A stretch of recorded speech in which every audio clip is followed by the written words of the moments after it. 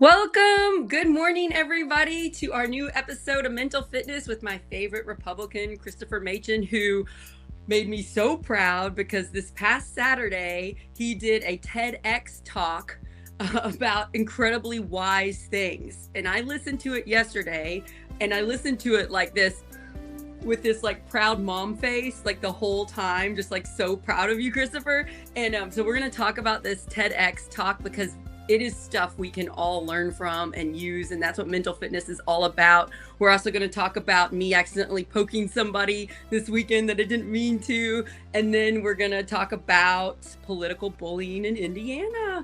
So it's going to be a fun show. Christopher, how are you today, my friend? No, I'm great. Thanks for having me, Sarah. Glad that we could still get it done, even though it's earlier today. I like got my kids on the bus at 7:47. So you should, yeah. Today was I fun. was at I was at Dunkin'. They were taking forever. It's I like your Christmas tree and your American Thank you. flag Yes, background. very very It's festive, very on yes, on yes, brand yes. here. So, for people that don't know, so TEDx is an independent company that's similar to TED Talks, correct? So TEDx is their independently organized TED events. So Oh, okay. The Colby Student Government Association still had to partner with TED, even though this wasn't a TED-run event. So that's why there's the X next to it. So I still have Oh, to sign a waiver to TED, like relinquishing all my rights to the talk to them.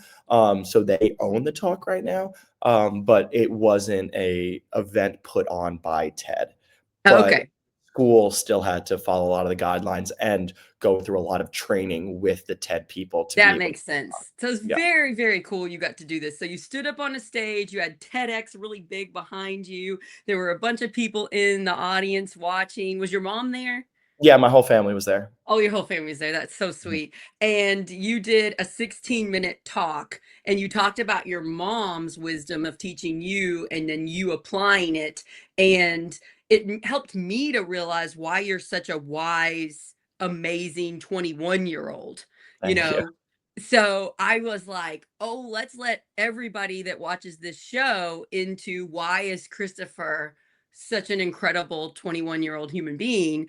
And I just first want to say, so proud of you. Like, Thank you. just being your friend, I'm just like, I'm so proud of you. And I love your all's family so much. And so yeah, so I really understood your mom more. And like, I have a 15-year-old who is a little bit similar to how you were in high school Mhm. with your issues, and the way your mom handled you helped me frame, am I doing everything right with my kid? Yeah. And it just gave me so much compassion for your mom because you can see the love there, like Mhm. how much your mom loves you, how she was like, I can't mess this up, my kid's struggling, I can't mess this up, I got to do the right thing. And then it shaped you, and here she is watching you on stage say the wisdom. I can't imagine the feelings inside that she had, but I know they were wonderful ones. So Oh, yeah, I can mean, can you break it down for people that didn't hear your TEDx talk?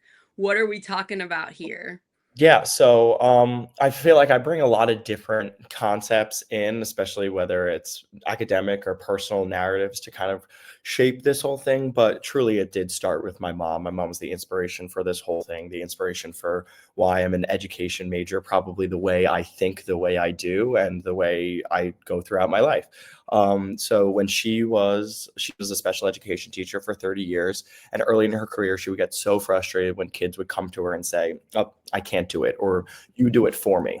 And then she discovered the work of Stanford professor and psychologist Carol Dweck on growth mindset, and it completely revolutionized her world and transformed it.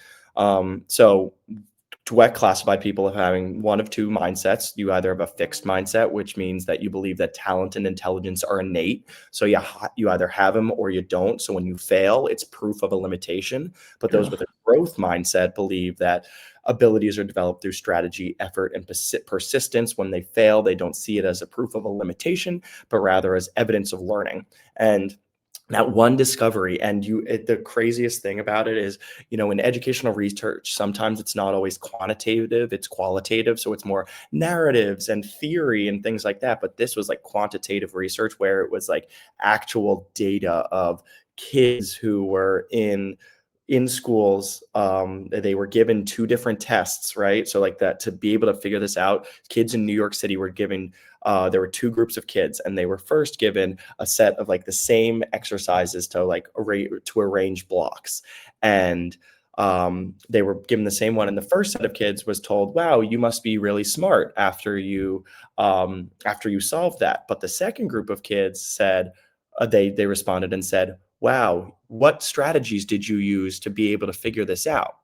And then they did another set of puzzles, which was a little bit harder. So then they offered them another set of puzzles, whether they could do one that was harder or equally the same.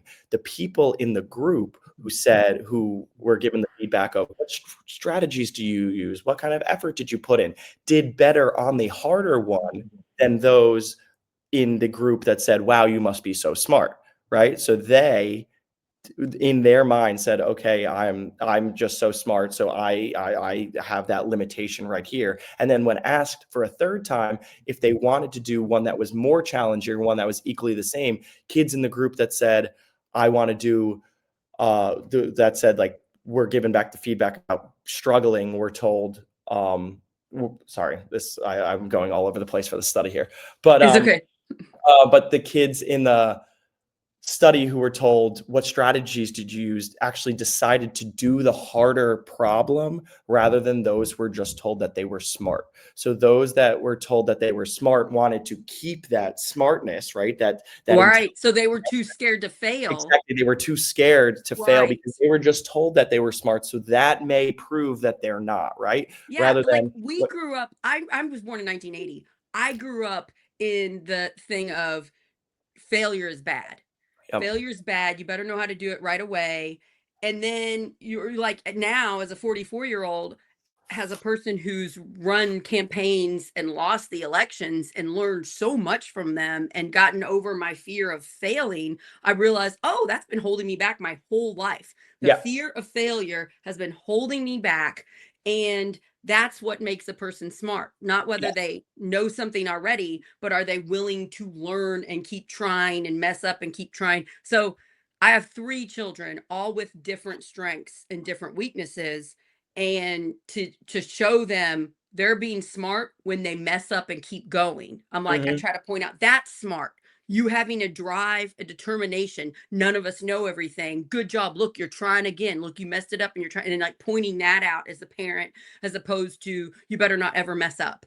exactly. And a lot of the time, I think too, and I've seen this in educational context a lot, is people say like have a growth mindset and they'll put a poster up, right? But they don't embody it, right? They need to Right. like, in order for you to get another person to engender a growth mindset. You can't just say, all right, failure is okay. It's all right to make mistakes. Those are the things that you need, right? For them. But for them to actually believe it, you have to start believing it yourself. And you And have to you're, start using the language that allows yes. them to believe it too. So my mom in her class never said to her students, wow, you're so smart. She always said, you just got smarter, meaning that there is the capacity to continue to get smarter. And when a kid ever said, I can't do it, we see it at the bottom here on the tag, she'd always add a dot, dot, dot, yet at the end.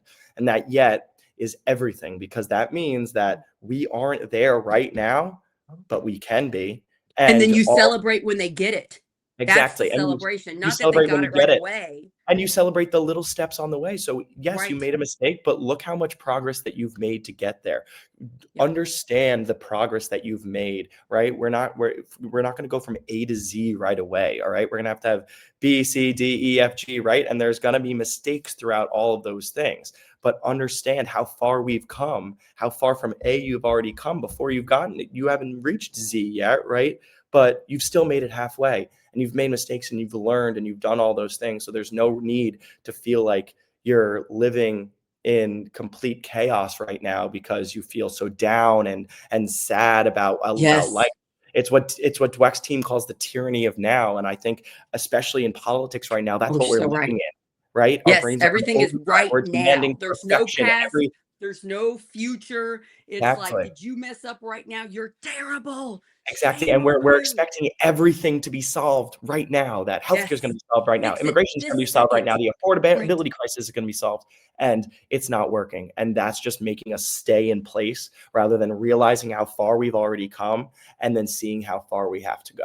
I think what was holding me back because I think I was a decent teacher. I really loved my fifth graders. I put a lot into them. I really believed in them. I did this growth mindset thing with my fifth graders and I praised them when they finally got something. But what was holding me back was the me part.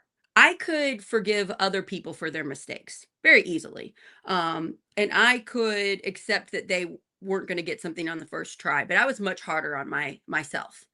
And it was very hard for me to publicly say or to say to someone that I hurt their feelings, "I'm sorry. I did this wrong. I messed up. I'm Mhm. sorry." It was very hard for me to say sorry. I mean, it's one thing to say sorry when you knock over papers or something, but when it's something deeper than that with feelings or you Or know, it affects somebody else's life, right? Like yes.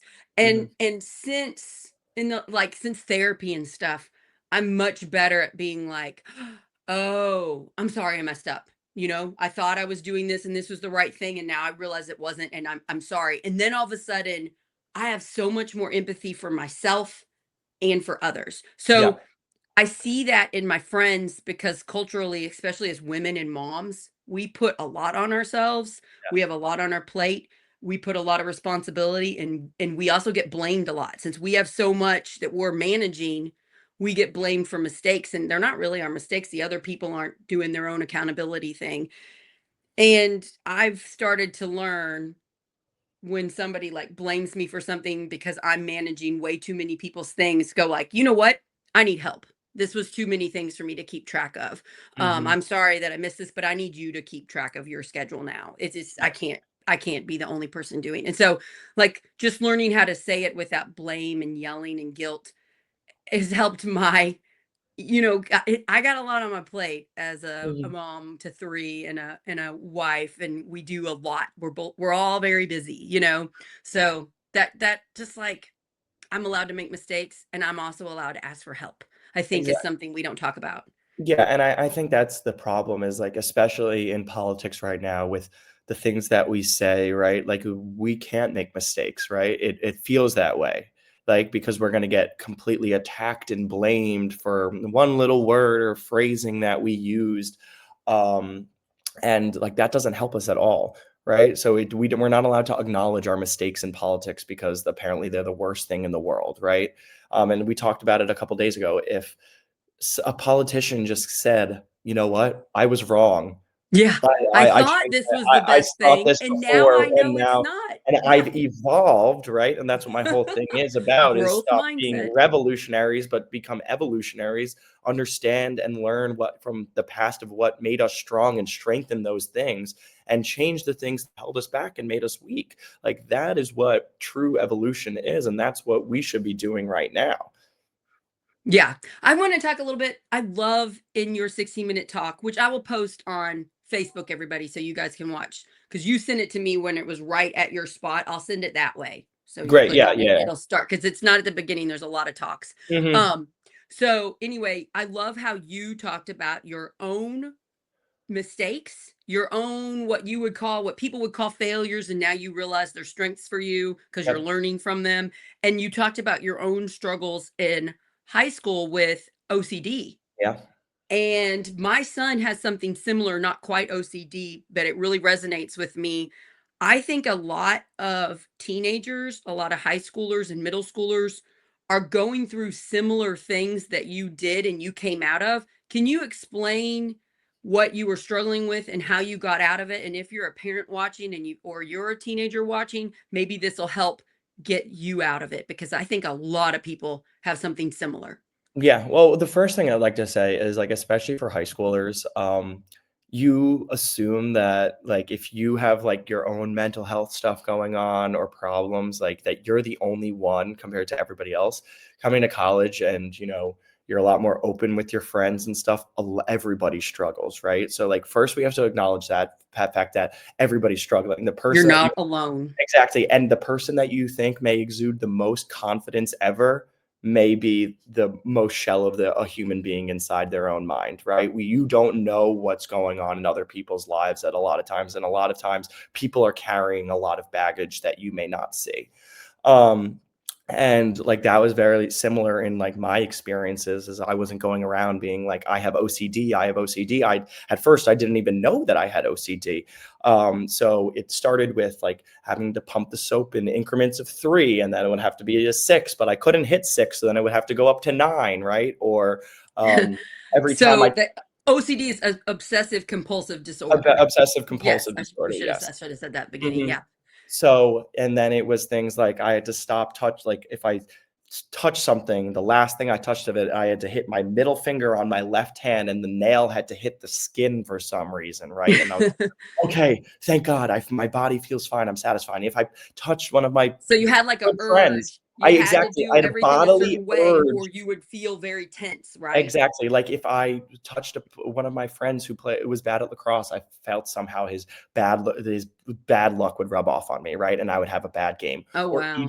even when I was in the hospital seeing my grandpa when he was diagnosed with cancer, I felt like I was breathing in the cancer, and I had to be like, to, like, get it out, right? Even though Huh. that's not even It just sounds like biologically a possible. terrible I have so much compassion for your younger self. It sounds miserable. And And the did thing you is, tell anybody? Did you tell your mom, "Hey, no. mom, I'm pumping the soap in threes." You kept it No, all to and yourself? well, because at that time, I thought that this wasn't a common thing, right? I resigned myself to the fact that I would live with these things for the rest of my life, and that's just the way I am.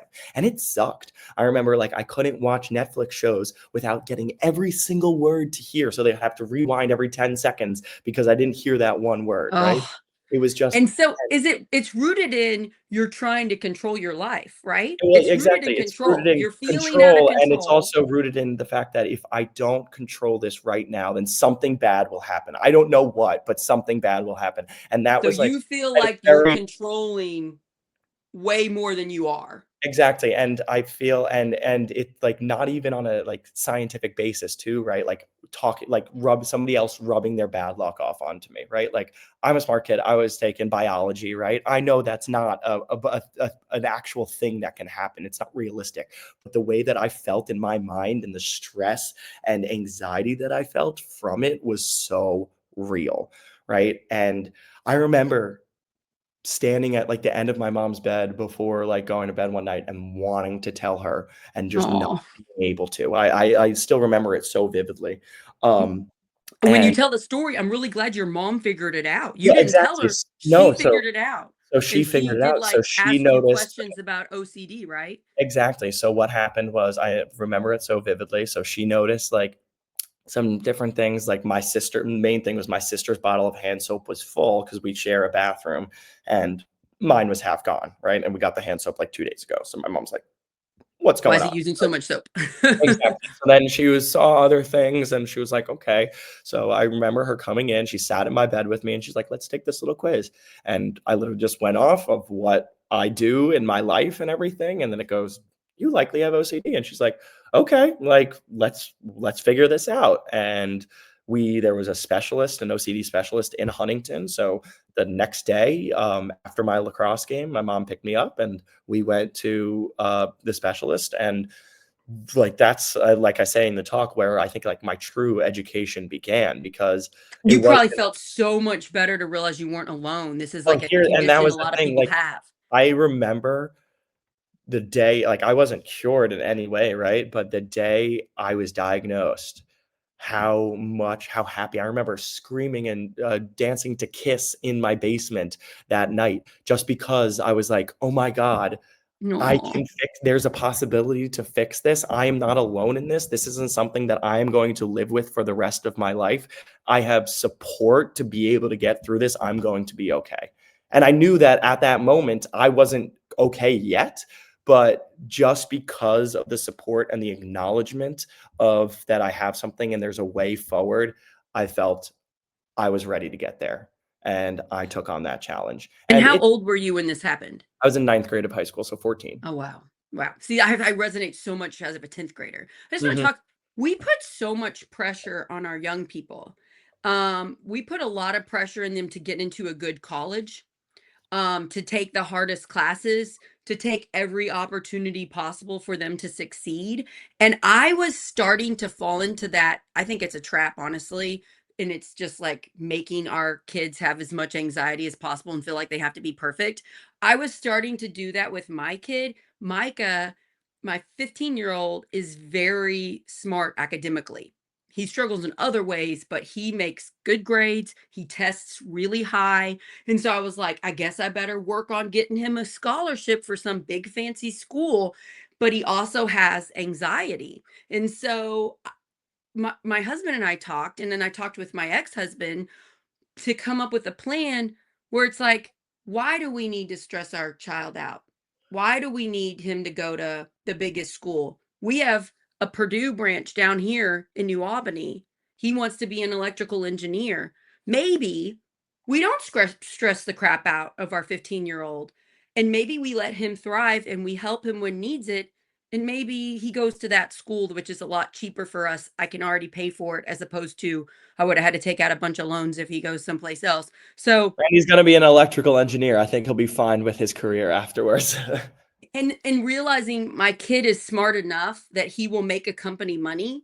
Mhm. He doesn't need to go to a bunch of classes he doesn't like so he can put them on his resume, or a bunch of special things. Yeah. He likes marching band and winter percussion, and he likes math. So let's do those three things. Let's do Mhm. math club, and then let's like calm it down, because my kid is stressed out enough with his own issues. I don't need to add to him. So I feel like that's just doing that is very different than the moms in my area that are like, well, my kid's smart, so I better work an extra job and save every penny so they can go to this big school. And I'm like, really?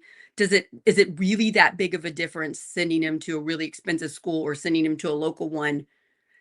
It's like our culture trap puts just so much pressure on our kids and the parents trying to get them into those schools. Oh, I yeah. just, yeah, yeah. I Oh, think that because, like, college has, when my grandpa was growing up, college wasn't a common thing, right? This is my dad's dad when he was growing up in Brooklyn, right? Like, he would always say, like, "Oh, everybody was, like, so impressed. Oh, a college man," right? And where me and my sister are like, "What are you talking about? Like, everybody goes to college." But at that point in the 40s and the 50s, right, that wasn't a common thing. And nowadays, everybody goes to college. So, and you see in so many um, careers now, people are starting to like drop the need for college degrees because really, what is an undergrad degree going to do for you when you're going into an entry level position, right? there's a Um, lot of like, once you get hired, you go to this specific training to learn how to do that job. exactly. I mean, the majority of people, like I have a lot of friends in finance. They say everything that they've done at their internships and their jobs working for big banks, they learned on the job. They didn't learn in their economics classes, right? Right. Like Like my they best training to be a teacher was the on field, go to these different grades, teach these kids. And then I would get research in my classes of what would work, but it was, on the job. Now, college is really good for people to meet other types of people. Mhm. Like I went to Bloomington my first year, IU Bloomington, and I learned a lot about different cultures. And there were a lot of people from different countries and things that I hadn't been around in Floyd Knobs, Indiana. And so I think that that is really important. And I think the fact that we're so in our own little neighborhoods and we don't get out and travel the world and stuff, I think that hurts us and keeps us fearing otherness. Mhm. But Definitely. but I agree with you on Harvard, and like a good regular school that's a lot cheaper isn't as different as you think it is. Yeah, exactly. And like right now it's just for like the name of the degree, right? Literally right It's now, like like you're wanting that, I yeah, just want the that's piece I'm of so paper special that because I exactly, went I to just want this. the piece of paper because then the employer is gonna be like, "Oh, that was a great school, so we're gonna move you on," right? So, like, that's really the only thing that we're getting after here, really, And I right? Like, guess like with you, your character, your talents when you come into a room and speak to someone shines for itself. You don't need a fancy paper saying you came from such and such. You stand on your own. And I think that's what I'm trying to do with my child. Mm. He's going to need to get a degree. He's going to go to college for electrical engineering if that's still what he wants when he graduates. And having confidence in his ability as opposed to the fear of he better have some fancy name tied to that degree. Yeah, It's exactly. just I it's just think a fear thing. I think that like you look at people like politicians even right now and CEOs and like not all of them went to Harvard. Like some of them did, sure. Not all of them went to Yale, some of them did, right? But it's people that went to their colleges, some of them went to state schools, some of them failed out in high school, right? But they used their abilities because, academic abilities doesn't necessarily mean you're going to be successful in life, Right. Yeah. right? Yeah. So Right. they used their abilities and their strengths and they strengthened those things, right? And they were able to maximize their potential because of it. And it wasn't because of school. Right. But school does help some people. Like I've learned so much, especially for Me too. politics I learned a lot in and school government too. and things like that. I love Right. school, right? But it's not necessarily the thing that is going to make a person successful. You know what's more important than the fancy degree? The 16-minute talk you just did on Saturday. The learning that failure is really important. The I can't yet. Um, who is the singer that's got red hair that he dated Taylor Swift? What's his name? Ed Sheeran. Oh, Ed okay. Sheeran Scott. Ed Sheeran has posted on his Instagram. I've seen it all over the place. I'm so glad he said it, where he said people ask him about his success, and he's like, I don't want to talk about my success. I want to talk about my failures. I want to talk about the times I got up on stage and there was one person and I sang a song and that one person booed and I was terrible. And I want to talk about how that didn't make me go home and say, guess I'm never playing again the rest of my life. That was a failure. He said, Mhm. I failed so many times over and over and over and over again. He said, we need to focus more on that and the fact that I didn't give up. That's why I'm successful now. And I saw him a long time ago. I'm going to say like 13 years ago in concert with Snow Patrol. He was opening and nobody knew who he was. And I listened to him and I was like, that guy's talented. I think he might be big. And so like that's what we have to learn. Failure is good. Hopefully you fail in ways that don't hurt other people that you can come back from. I understand that some mistakes cause harm. I get that. But you yourself doing something and being embarrassed by the failure is so important. Mhm. Oh, 100%. I think one of those things. Sorry, my roommates are just leaving the house right now. Oh, I that's adorable. Little Um, college kid. no, I think, and I forget what the quote was, but in my life, I feel like I remember the failures more than like the wins, Oh and yeah. more of it is like the feeling of the failure, right? Mhm. And I think the problem is like we have to allow ourselves to be like, this sucks sometimes, right? Like Yeah. sometimes you can't just say like, okay, like this happened and I'm everything's fine. I'm better, fine. right? Allow Exactly. yourself to feel bad about it. Exactly. Allow Yeah. yourself to feel bad. That's so important. Sorry. Yeah, like Chris, I ran for state house.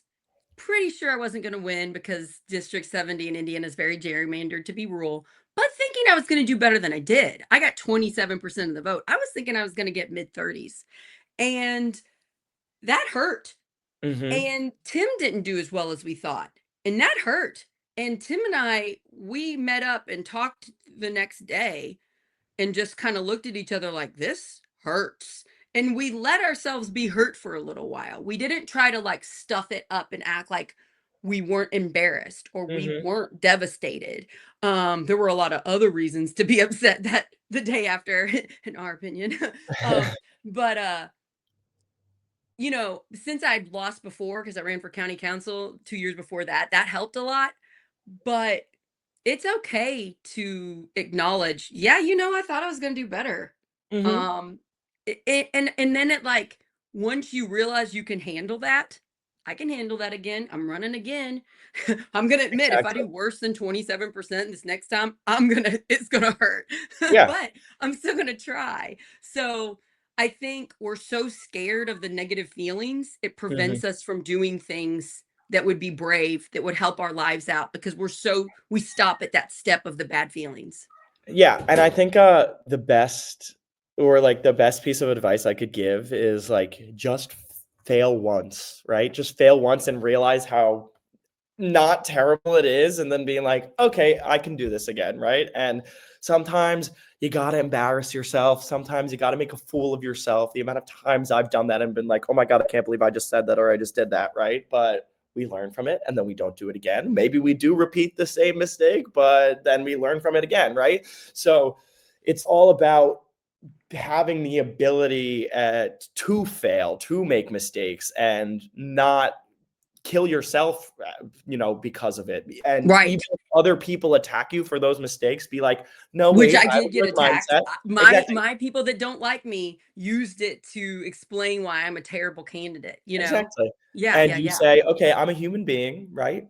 How many you guys have, made a lot of mistakes in your life too, right? Even though I'm putting myself on this platform, I'm just as human as you are. So I'm gonna right the ship. I'm gonna do better, right? But I failed, and look at how strong I've come out as a result of it. Look at you running for county council and then state house, and now running a podcast and Project Next and having Yeah, I was gonna say that. having So people I'm all over the place, right? I'm And getting really nostalgic because we're about a year ago, Tim and I came up with Project Next. And then we mm, sort of started it in December, but we really started it officially in January. And so we're coming up on the year. And I remember in my head thinking, well, this might fail. And it still might fail. You know, mhm. we're still new. And I had to be like, can I handle that? Because people will use it to say, well, look at that Sarah Blessing. She can't do anything and succeed. And I had to be like, yeah, I'm okay with it. But I had to sit in it a minute because that's a possibility. And if I wouldn't allow myself to fail, I never would have started this. You and I wouldn't be having these conversations. I wouldn't have had that proud feeling of watching you on your TEDx talk. You know, I'd be denying myself all these incredible conversations because of my fear of failure. Yeah, and that's the biggest thing is just fear of failure itself doesn't allow you to explore the possibilities of yet, right? Like, Yet, just because you think that you may hit a limitation at some point, it doesn't allow you to explore the possibilities of what if I didn't hit that limitation, or what if I did and I got over it and then I was able to do this, right?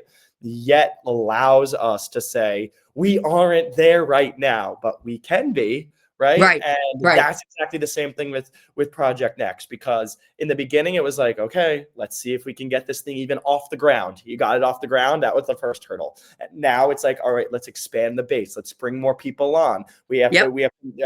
And we made mistakes bringing on Scott, now taking him off because you realize that that was a mistake for this specific podcast. So this podcast in itself, for the year that it's been around, has evolved so much Well, you're so already, right. And if we right? didn't have the growth mindset, we probably would have failed already. You know, we've had You to could have you could have change looked and and said, figure "Oh, it I got out and 12 kind of views go on a." with what Exactly. You could have said, "I works. got 12 views on a video. We're not going to do this anymore," right? But it's like, Right. no, let's get 13 next time, right? Right. Just And like I had to do this too, Christopher, not judge an episode on how many people watched it.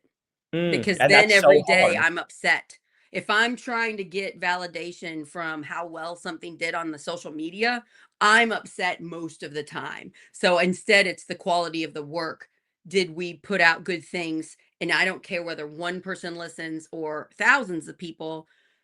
I hope that those people gain something from it and it helped their life. Yeah. That's where you have to think because there's a lot of podcasts out in the world. There's so many especially nowadays, there's so many podcasts. And Yeah. and for one that isn't screaming at each other and isn't a spectacle all the time, Yes. right? It's hard Yes. to sometimes make that dent. But I think that's the greatest thing about Project Next too is your ability to stay grounded in your values of being And like-hearted. self-correct. Sometimes we mess Exactly. up and fix Exactly. it. And you Sometimes know we what mess up. also sets us apart? We're live. Yeah, And we did that for two reasons. We go live because I don't have the patience or the time to edit all of this content. Two, we wanted to show it's okay to make a mistake. exactly. It's kind of adorable. Your roommate's going in and out. so cute. You know what I mean? No, like, Um, exactly. the It's worst live. Like, times is when the internet doesn't work. But besides that, even that, it's like it's okay to yeah, not or have a even perfect even product. me making a word jumble of trying to explain the Carol Dweck study in the beginning. And it's just I like, see words wrong sometimes. I said like real instead of really. I caught myself like I'll type things wrong and it'll get out there. I kind of like that because it's like everybody calm down. You yeah, don't have to be exactly. perfect all the Like, time.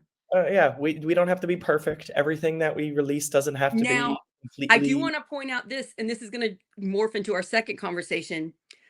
The people that want to hurt us, they go after our imperfections. And Mhm, that is a big reason why we feel like we have to be perfect.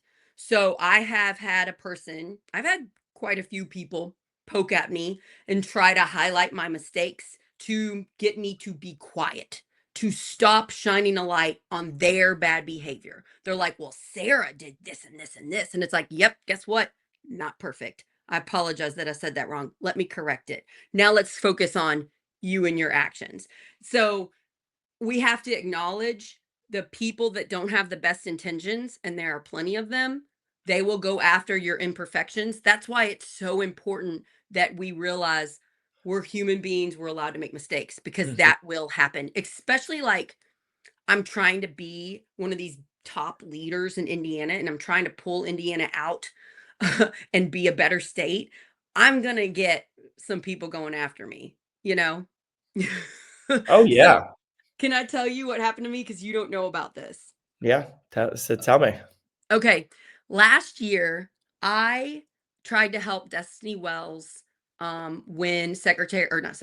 I tried to help Destiny Wells, who ran for Secretary of State and Attorney General. I tried to help her become the state Democratic chair of Indiana. Yes. She barely lost.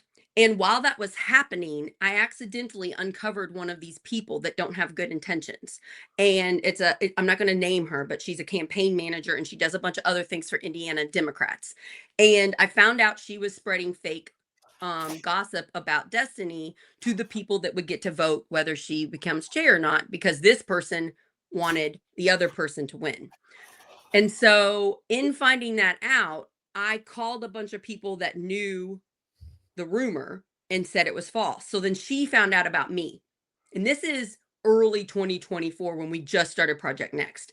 Then some of my dim friends call me and say, Sarah, did you know this campaign manager is attacking you and gossiping about you? And I was like, what? No, I didn't know. And I didn't want to talk.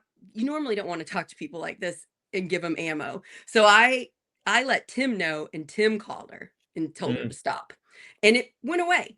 And then I warned a bunch of people we got to Mhm. protect our candidates. I knew of 3 candidates that lost a bunch of money from her, and then they had to sign non-disclosure agreements so they couldn't talk about it. Mhm. Let alone somehow I found out. Won't go into detail about that. So anyway, I warn people and organizations not to get involved with her. Last Friday, I get an email sent out to a bunch of brand new state house candidates to go to free trainings by this person. And I know that's how she gets you. And eventually, some of those people she'll take money from. So I went Mm. ahead and warned the whole group. I said, in my opinion, I would not do these trainings and I would not work with her. I know that she will take a lot of money from candidates if she can. And then that person texted me and said, call me.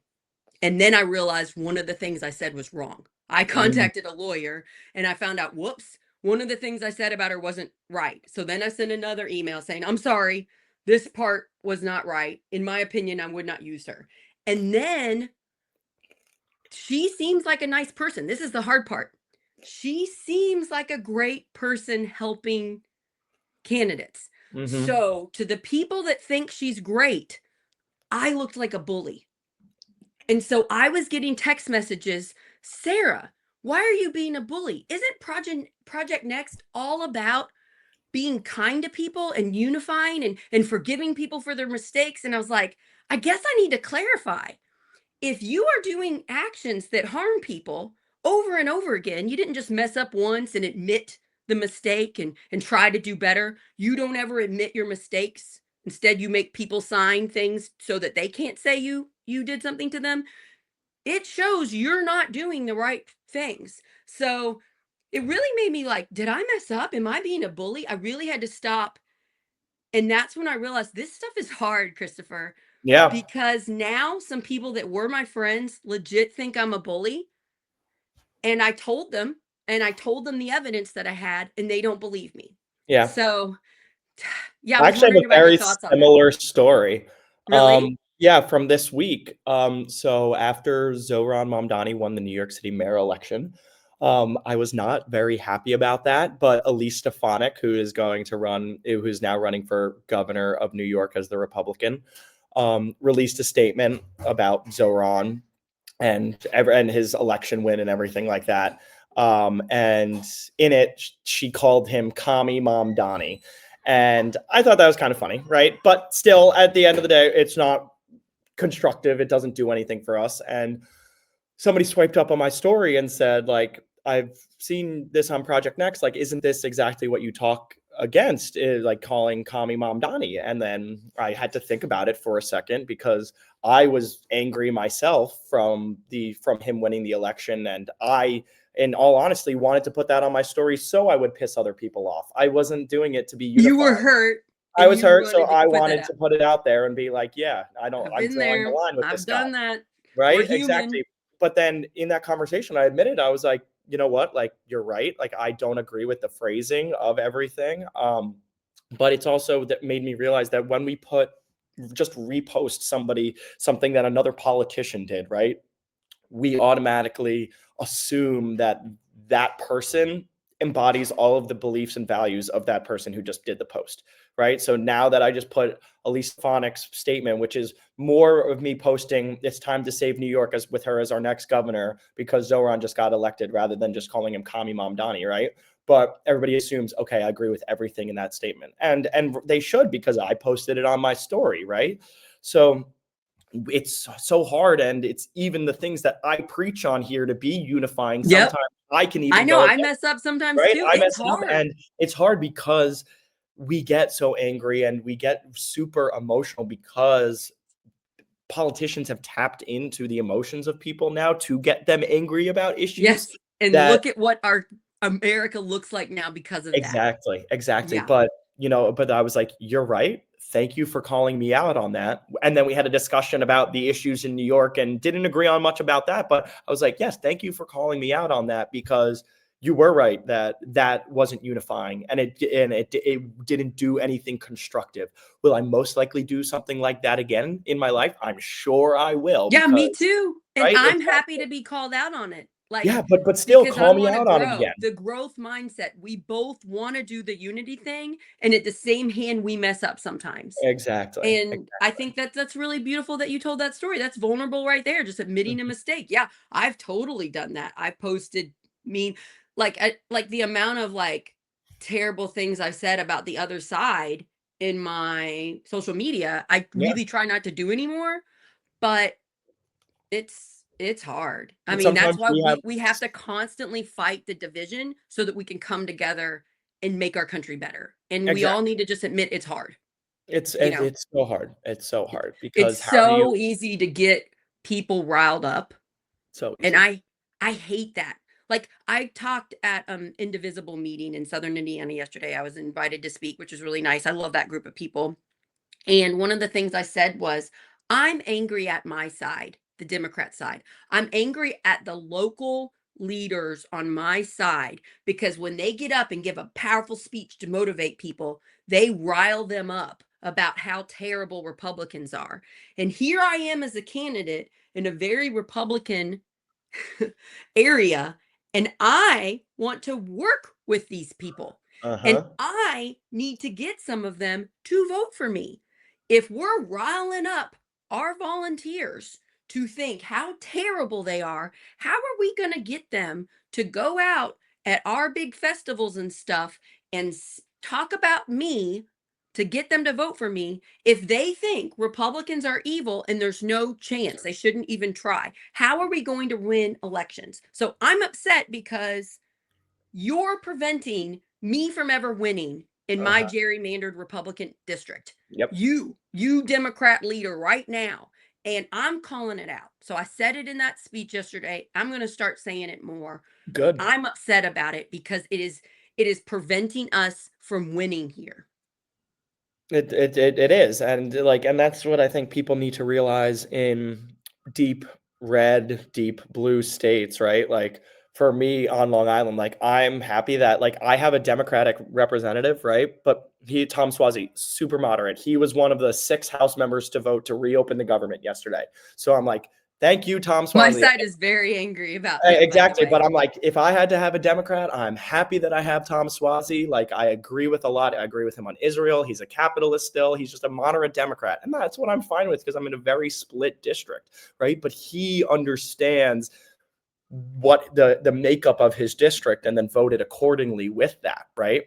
So what Democrats have to see is that okay, like we have a lot of Republicans in our district, right? And a lot of Democratic policies could be appealing to some of these Republicans, but we can't go further to the left or just bash Republicans nonstop for all of the terrible things that we think they're doing. Because in Indiana, like you said, you and my uncle only got about 30% of the vote. You need 20% of those Republicans to swing I over, know. right? So I there's know. no way of you ever winning without expanding the And tent. the amount of times Tim and I are told we are wrong by the very far to the left people is so many, and they are so stuck in their bubbles. They only hang out with far to the left people, so they Mhm. think there's way more of them than they are, Oh my god, yeah. and it's so hard. And Tim and I have just been like, well, let's just maybe not focus on the far to left group since there's so few of them. We just aren't going to take it personally when they go after us, and we're just going to focus on the unity message. Yeah, And it's hard because they personally go after us. Like they yeah. tell us we're wrong over and over. But again, it makes us stronger. If we can stay not petty, if we cannot let them bring us down and get us gossiping and mean, we can do what we need to do. But I am gonna admit, human being here, it hurts. It hurts. You know, for some reason, people think when you run as a candidate that you can get bullied all you want, or if you're a Yeah. celebrity, you can get bullied all Well, you want exactly, because and you're people rich and justify famous it and saying, attractive. And it's like, "Oh, we're all they human put beings. that person they put themselves in that position, so therefore they They're are, entitled to they're that. entitled to everything that's happening to them." It's like, no, you can be a normal, genuine human being and understand that they are doing this because, I mean, everybody has different reasons to run for, but you hope that their reason is because they want to represent you, right? And you're the one who led them there, and you're just as human as the person that you voted for, so let them be human too. It's the basic philosophy of our problem right now. When you think another group of human beings are monsters, you lose humanity. Yep. That's how we have awful things like World War II and awful things like what's happening with this ICE thing.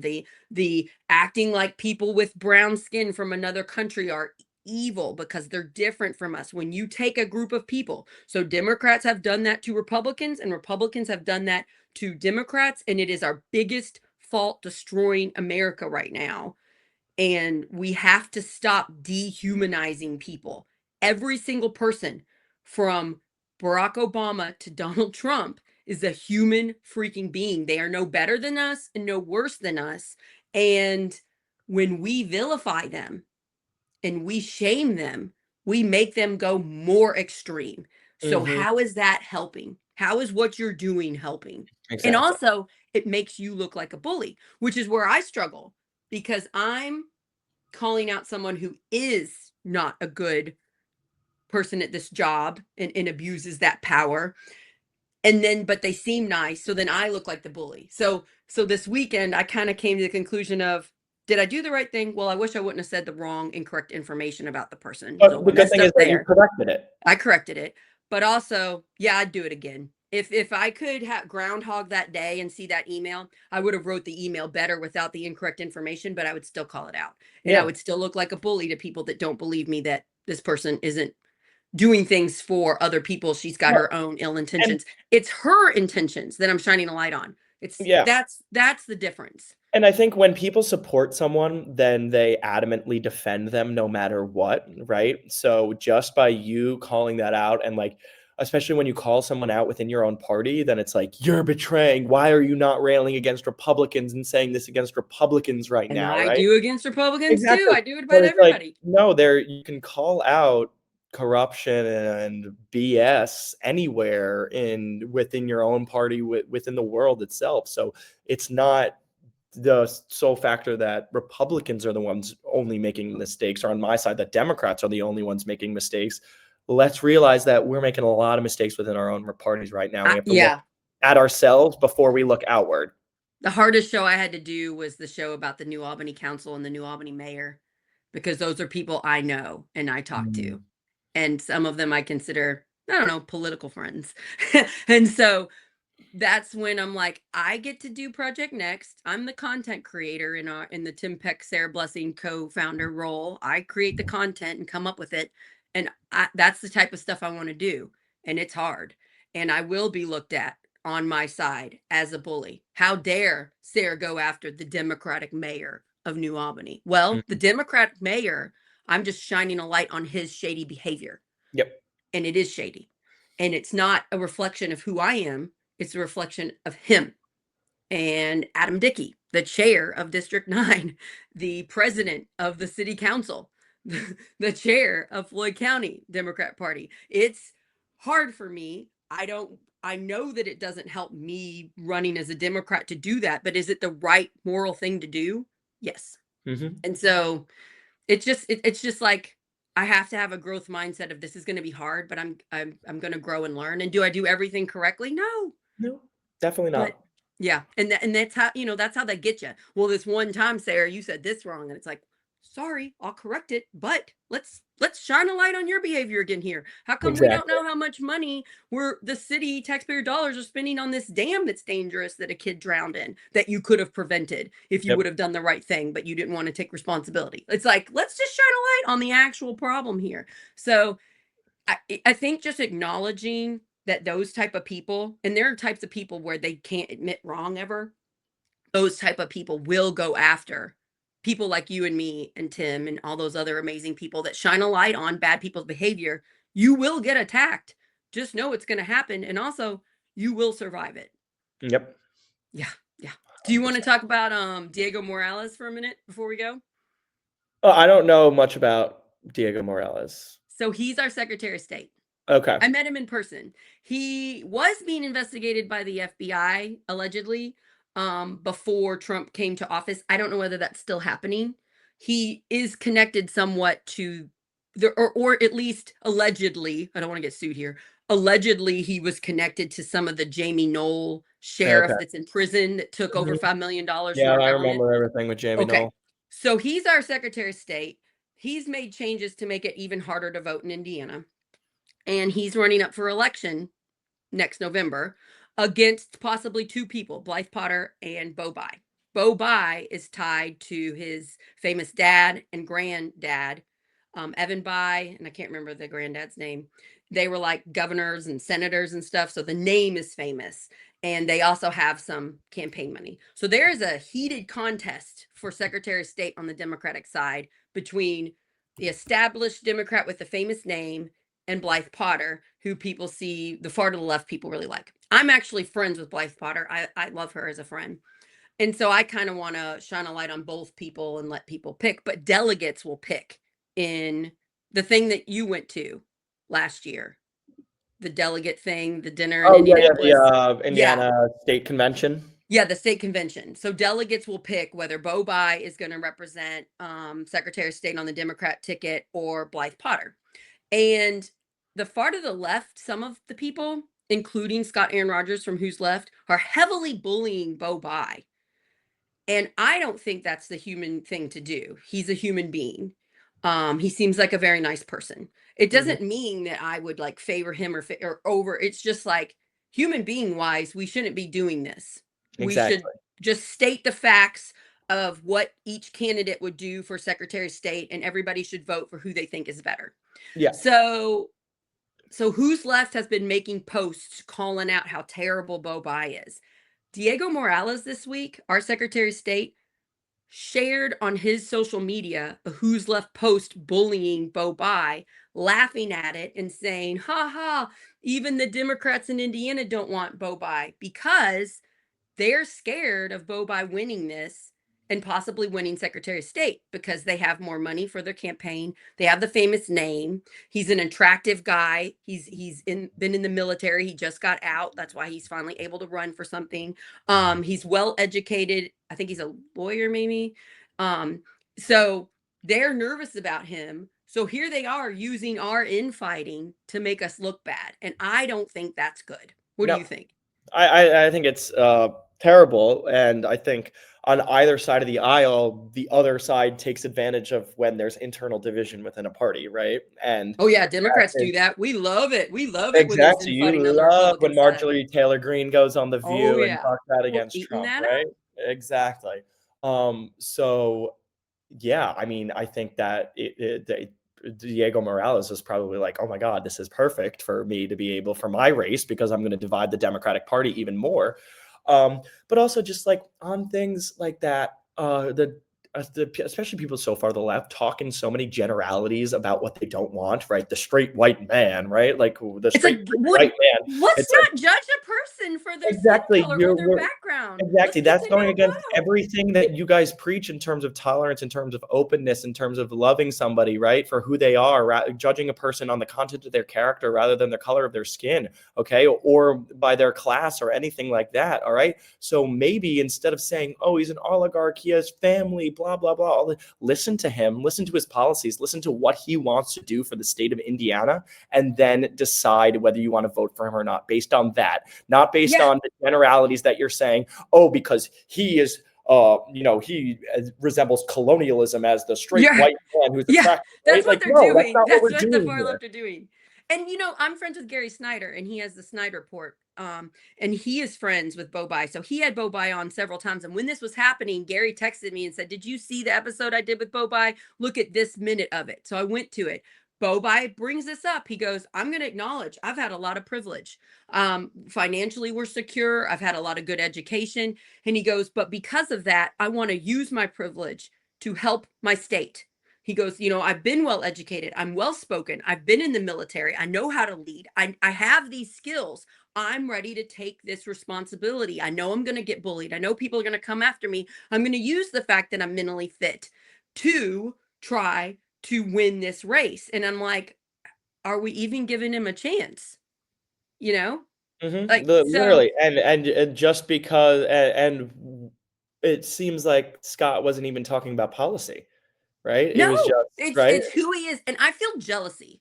I feel jealousy because he's an attractive young man, grew up with money and a famous name, and I think we kind of have to acknowledge humans get jealous. Like, Yeah, of think course, about like and Jennifer Lawrence gets like trolled on social media. Years ago she had to stop looking at the comments because they're like, "She's so fat, she's so ugly, she's so this," because they're jealous of her being a 100%. famous Hollywood star. And she's a human being, and that stuff hurts her feelings. So we just got to acknowledge our own jealousies here, because that's what I think that's where it's coming from, honestly. It's more of a place of it's jealousy and envy. It's that they wish that they had the platform and position that those people did. So they assume, oh, because there was some nepotism and he was a rich guy, then that's the only reason that he's in this position of power or about to be. So therefore, we can't have it happen. But we live in a And look at pluralist Andy society. Bashir, Christopher.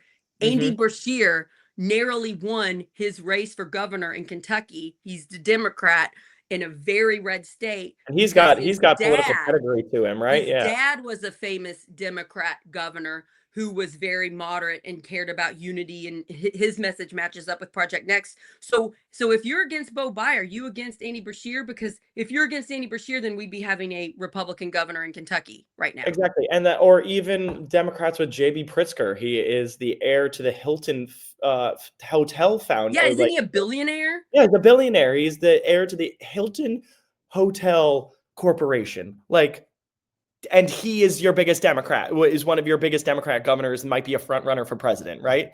Yeah, And and I like, like him. I mean, I don't exactly. know Well, we everything saw about him him, but I speak at the know he's convention, helping. Yeah. but we saw him speak at the convention, and he said, like, I know, like, but he started like, what do you want to hear from a billionaire right now? Like, I'm a Democrat, like, but like he acknowledged it, right? He Yes. acknowledged his privilege, but then talked about what he wants to do for people and how his life made him think that way. And he's not saying that he wants to take care of just rich people, right? You're right. And the other thing I want to point out is this doesn't help my friend Blythe Potter, because when other people heavily bully the other candidate, it makes Blythe look like a bully. Blythe's not doing it, Hmm. but it doesn't paint her in a good light. So if I were her, I'd stop it. I'd say, Well, take yeah, that crap exactly. And down. I It went on a hurts me. podcast. I went on a podcast with Blythe, and she was super nice woman, everything, but in a conversational setting, it wasn't great because I didn't, and it was 3-1 on it, and I still think I've held my own for them, but I would get talked over, I would get interrupted, I wouldn't be allowed to finish my points because each and every time it was like, no, I have to disagree, disagree, I've disagree. never seen your family so worked up before Oh is my during God, I that know the live. amount of They text were I like, was Mark, getting. our baby, what And no, they're does like, that this mean? woman, oh my God. No.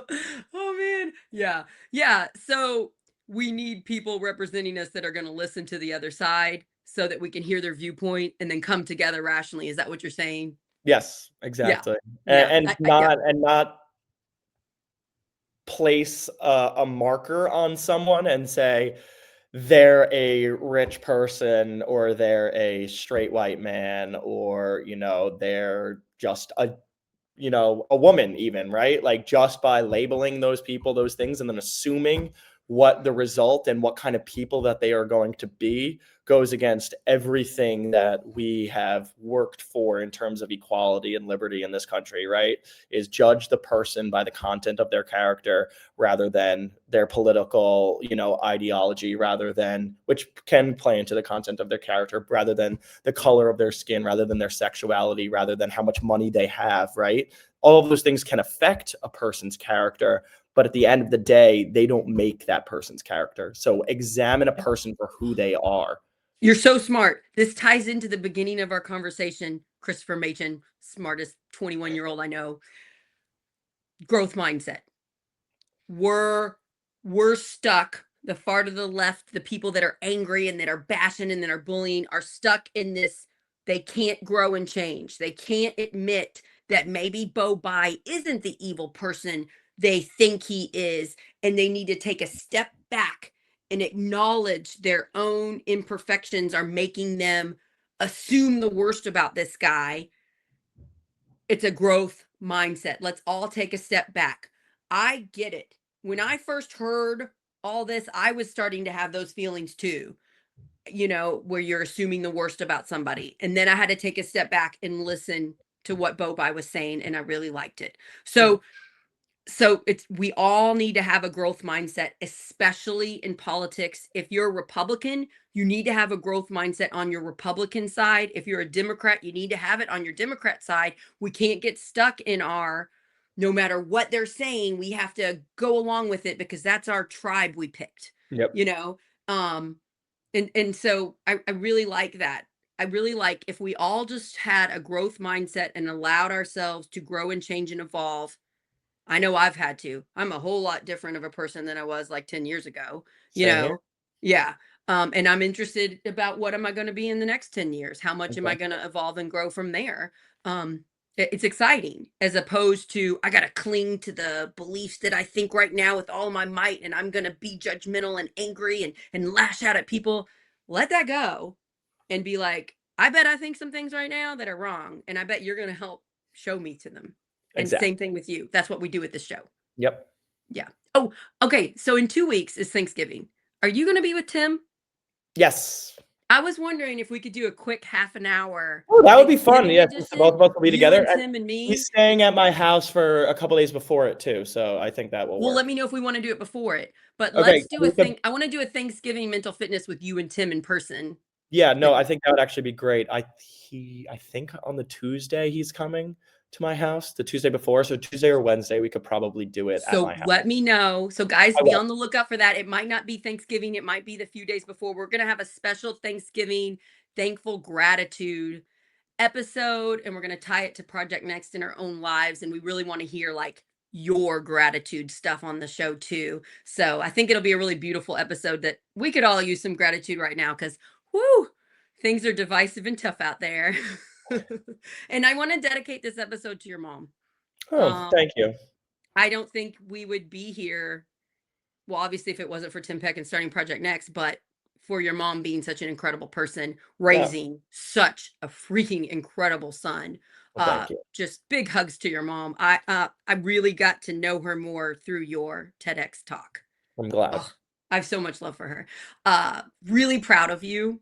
Thank you. Again, the glowing pride face just won't go away when I see you or think of you because I'm just so proud of you, my friend. Yeah, I really really appreciate beautiful it, talk. Sarah. It's Are people you like pretty you proud of that help yourself? me come up with these things. It's just conversations like this that, Being really, vulnerable. yeah, truly. And, connecting with a person and realizing that we care about a lot of the same things. And even though we're on different sides of the aisle and we want we want the same things for our country. And just side note, I love Scott Aaron Rodgers. He's a friend of mine because I know I went after some of the things he's doing, but I deeply love him. Yeah, exactly. That we And I go disagree with what after the he's person's doing politics and not the publicly. person, right? But I Exactly. love him as a person and I don't want him to be bullied at all. Yeah, because it's hard. This is hard when we're talking about real things going on.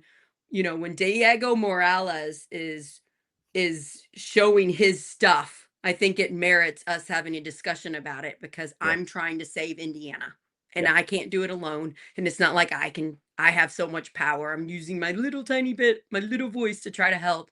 And I just want to acknowledge that. Love them. Don't want anything bad to happen. Love Blythe. I'm looking forward to getting to know Bo. I don't know him right now. And yeah, it's just hard. Yeah. It's very Okay, have a wonderful day. You're going to something fun, some sports Yeah, thing? the Jets Patriots game tonight, so should be a good game. Hopefully, I Footballing. mean, I football. watched 4 years of Floyd Central football games, and all I knew was somebody would say they're almost gonna score a touchdown because then I had to put on my snare drum really fast and play the school song. Never learned one thing about football. That's crazy living in Indiana. I mean, I know a little bit, but mathing for fun is not Sarah Plessy. It's a lot of rules and yards and stuff. I'm like, True, true. and even the points. I can handle basketball, but like football, Yeah, I'm like, I'll get what? yeah, exactly. I get it, but you But have a I hope growth you have. mindset about learning football too. If my yeah, if somebody I love was in football, which actually I do try to pay attention because some of my son's friends are in it, but it's hard for me. Yeah. Yeah, I need a growth mindset about football. Mhm. I hope you have a great time at the game and thanks for fitting me in this morning. Yes, of All course. right. Thank you, Sarah. Bye everybody. Love you guys.